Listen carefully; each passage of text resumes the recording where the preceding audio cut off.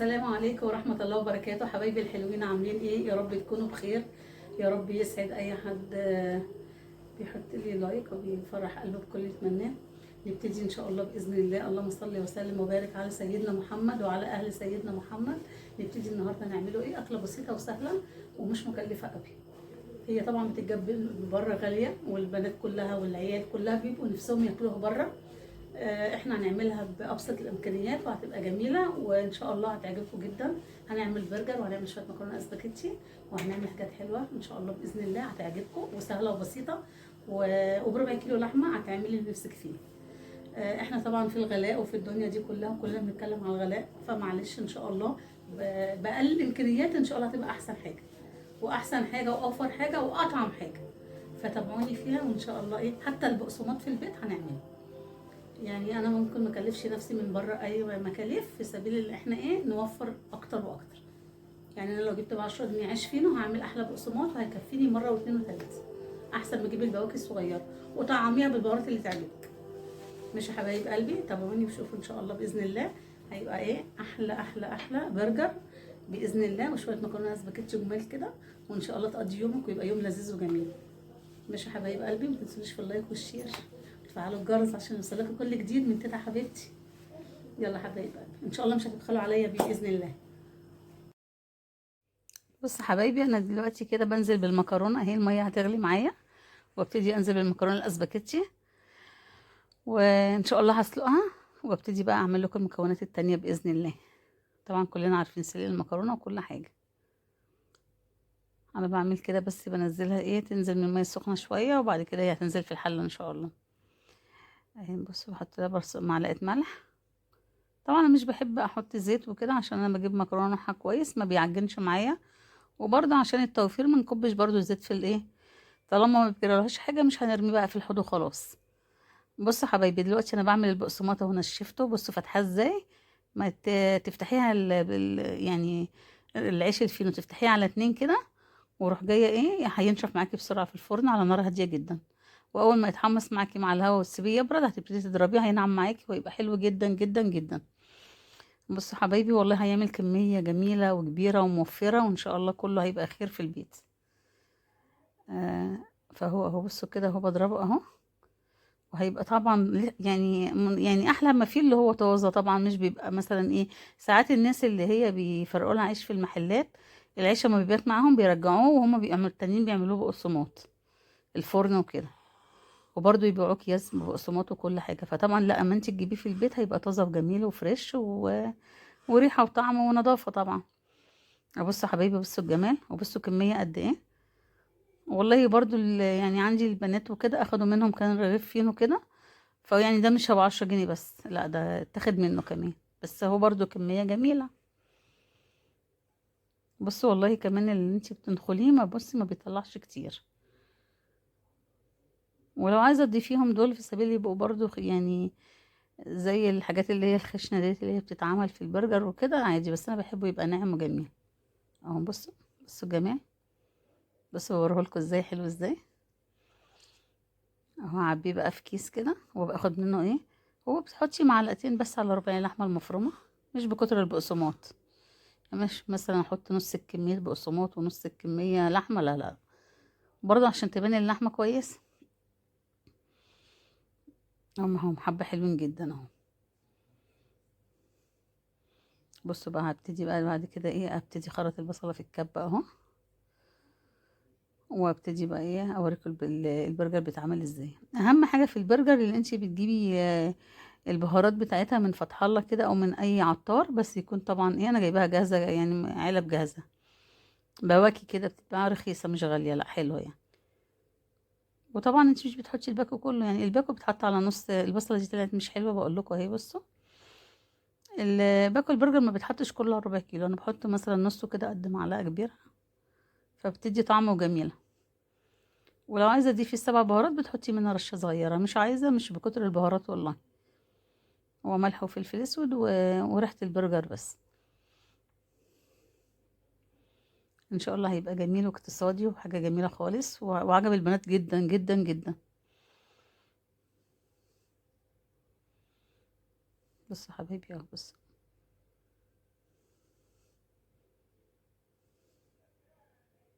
هبتدي اضرب معاكم. بصي بقى، اللي بالنسبه لي هو ملح وفلفل اسود، واللي هو معلقه البهارات اللي بقولكم عليها. بصي بضرب ازاي اهو دلوقتي. البصله الاول بضربها كويس لغايه ما بتنعم، وبعد كده انزل عليها باللحم. بصي يا حبايبي، اللي بيقولك حطي برغل وحطي بقسماط وحطي الحاجات دي، حطي اللي تحطيه، بس لو انت كترتي الحاجه مش هتحسي باللحمه خالص. فانا كل حاجه بحطها في المعقوله كده برضه، في سبيل تبقى الحاجه كويسه، مش بكل الحاجه اللي انا اعملها يعني. وكفتنا والحمد لله، وكانت جميله ولذيذه وكل حاجه يعني.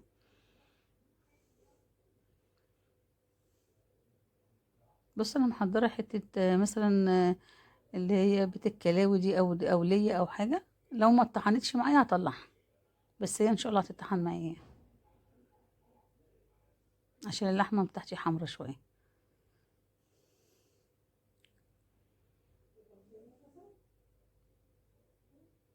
بص يا حبيبي، هي بتتضرب هتلاقيها والله بتبقى جميله جدا.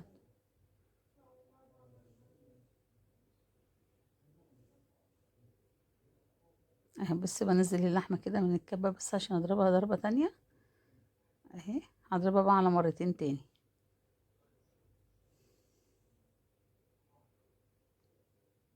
انزل بنصها، والنص التاني بقى ايه، اما تنعمل نص ده، عشان في السبيل ايه تبقى بساعد بقى ايه اللي هي تبقى كويسه يعني. واحط بقى البقسماط اهو.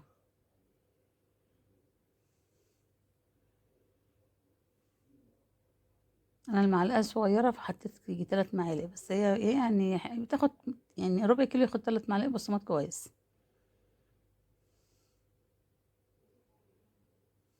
اهو بس احط تاني معلقه اهي، عشان المعلقه صغيره بس.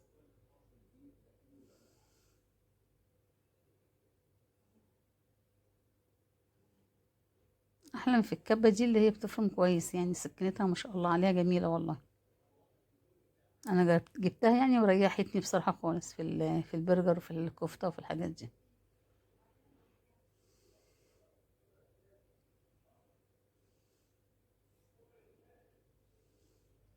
بصوا يا حبايبي، بص ربع الكميه عملت ايه، وربع اللحمه عملت كميه حلوه بصراحه. بصوا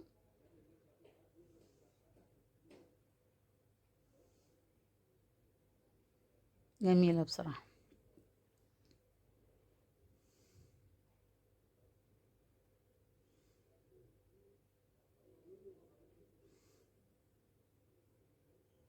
هبتدي بقى اغطيها واحطها تريح في التلاجة كده قد ربع ساعه او نص ساعه، وارجع لكم. بصوا يا حبايبي، الطماطم دي هضربها في الخلاط للمكرونه. انا عندي حبه كنت شايلاهم في الفريزر كده، طلعتهم مع حبه طبعا فريش.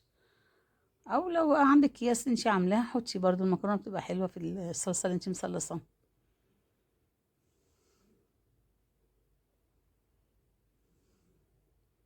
اللي انا كنت شايلاهم بيتقشروا بسرعه.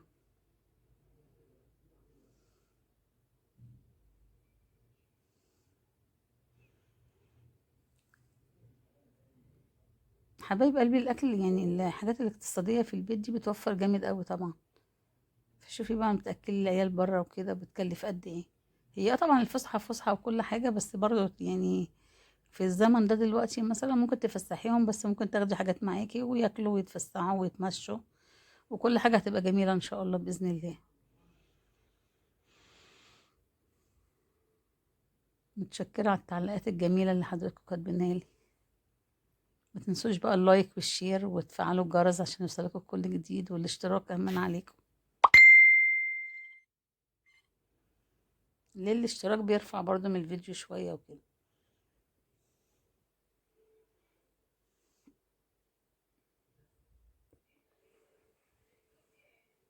بص يعني بص اهو بضرب الطماطم كده وهرجع لكم تاني اهو.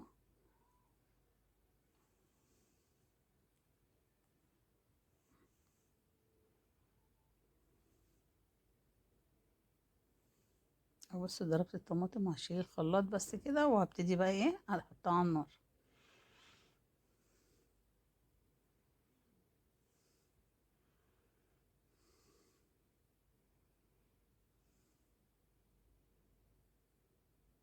الطماطم معايا عشان ساقعة هتنزل بالعافية بصراحة. بص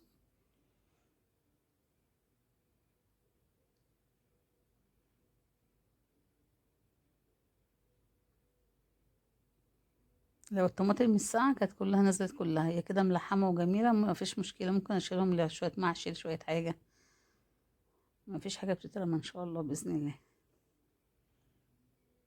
هاخد على قد المكرونة، واللي هيفضل هسيبه بقى، احطه في كيس واحطه في التلاجة.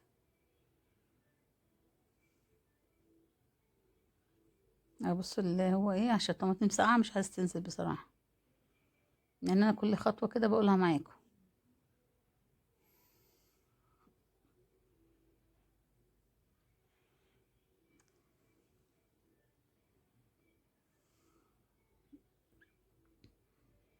ابص اشيلها في كيس، بس هحط ايه، ممكن احط شوية عشان انا مقشراها.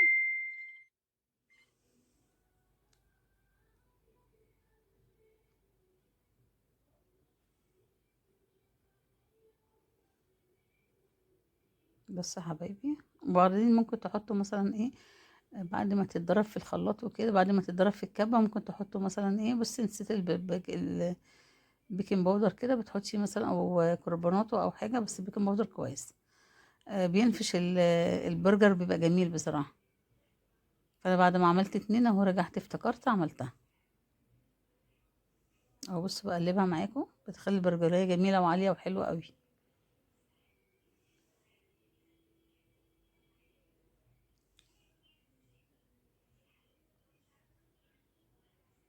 بصي لو انتي ما عندكيش الكباس اللي هو بتاع البرجر وكده، ممكن بأي غطا عندك، ده غطا عندي برطمان بس لسه يعني سيليكون كده، فبيبقى سهل وبسيط برضه، بيطلعها بنفس حجم البرجر الجاهزة يعني. وكل واحد بقى بيعمل المقاس اللي هو نفسه فيه، يعني عايز يكبرها براحته، عايز يقللها براحته، مفيش مشكلة، المهم الطعم بيطلع لذيذ وجميل. ده زيت يا جماعة، اللي انا مثلا ايه ببتدي، اللي انا بصوا احطها كده في سبيل تطلع من الكيس على طول.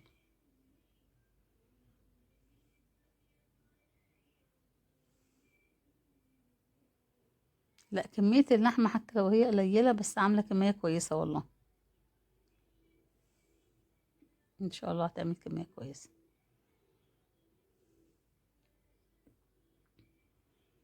ودايما الواحد وهو واقف بيستغفر الله كده، ويبتدي يقول يعني شوية أذكار وكده، وربنا بيبارك في الحاجة والله. أو رمضان جاي على الأبواب بقى، واعملي كده بقى، وابتدي شيلي وكده، في سبيل برضو إيه، لو عندك عيال صغيرة وطبعا لسه الصيام بتاعهم وكده، فبتبتدي تحمري لهم واحدة اتنين، أو قبل ما بتعملي أكلك وكده بتصبري إيه الموضوع وكده، وبتبقى مش مكلفة برضو،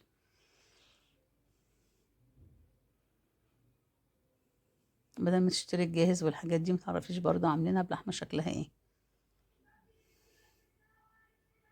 أبص عامل كمية قد ايه، بص الشكل، بس بقول لكم بتفرق كتير بصراحة.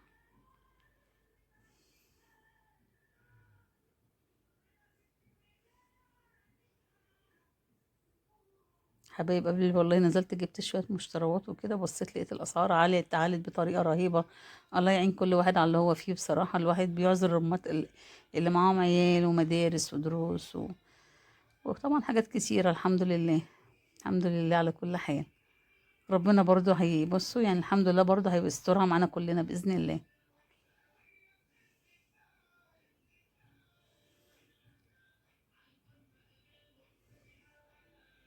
وطبعا لما بتعملي اي حاجه في البيت بتوفر معاكي حاجات كتير، يعني انا مثلا ايه، عملت حاجه زي كده اهو، اتبقى برضو شويه بقسماط هينفعوا مره واتنين وتلاته، هي برضو ساعتها يوم ما هعمله مش هجيب مش هجيب بقى بعد كده عيش ولا حاجه، هيبقى عندي وهتبقى كويسه. ابص بعدها معاكم، بصوا كام طلعت، كام واحده، تقريبا طلعت 10 اهم، او بص 2 4 6 8 10، حلوه مش وحش، او 11. بس بحب شويه شطه كده في المكرونه، بس الطماطم بقى لونها ازاي مع اللي بتتسبك، والمكرونه هتبقى عسل والله العظيم، انا بحب اجيب ستار بصراحه.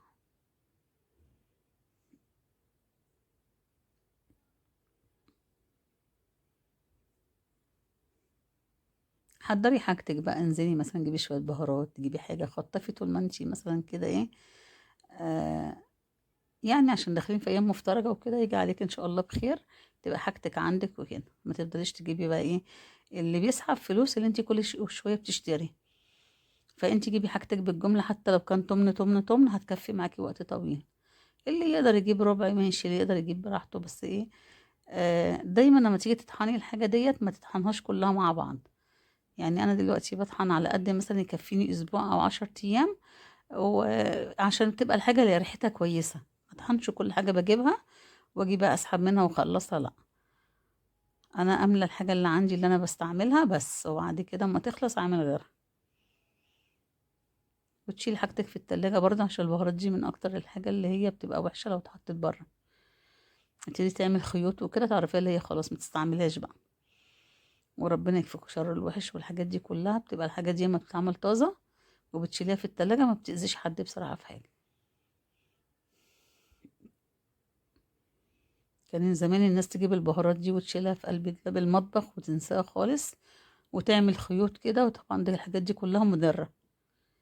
الحاجات اللي بتعمليها يعني مثلا ايه، الفلفل الاسود برضو مش بطحنه على طول، انا بحطه على النار شوية، اطلع الرطوبة بتاعته وابتدي اضربه في الخلاط، بتبقى ريحته فظيعة. كانوا بصوا فريش فريش بصراحة، ريحة بقى وطعم وكل حاجة. بس حبيت اهو. بص بقى دلوقتي بحمر معاكم البرجر بزيت قليل خالص، هو ما بتاخدش زيت كتير، يعني مش بكتر الزيت، يعني مش بقلي بقى زي بطاطس وبدنجان، لا لا. كمية الزيت اللي انا حطيتها دي هتحمله كله بإذن الله، مش هحتاج تاني زيت بإذن الله. هي كانت أكلة بسيطة وسهلة في سبيل ان احنا نازلين، فعملنا كده الربع دوت، وكل واحد أكل والحمد لله، بطبق مكرونة وشوية سلطة، بيبقى جميل. وجربوا بس وانتوا ان شاء الله مش هتندموا.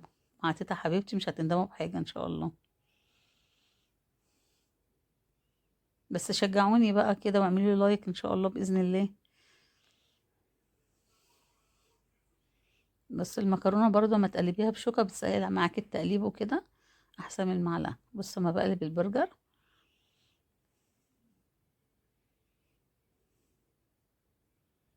وبرضه لو غطيتيها يعني هتستوي كويس اللحمة، وهتحمر معاكي بسهولة برضه. بس انا عشان اوريكم بصوا حجم البرجر بيبقى شكله ايه. هما طلعوا مع 10 حلوين قوي الحمد لله. دلوقتي لما بتجيبيها جاهزة شوفي بتكلف قد ايه، وطبعا ما تضمنيش لحمتها وكده.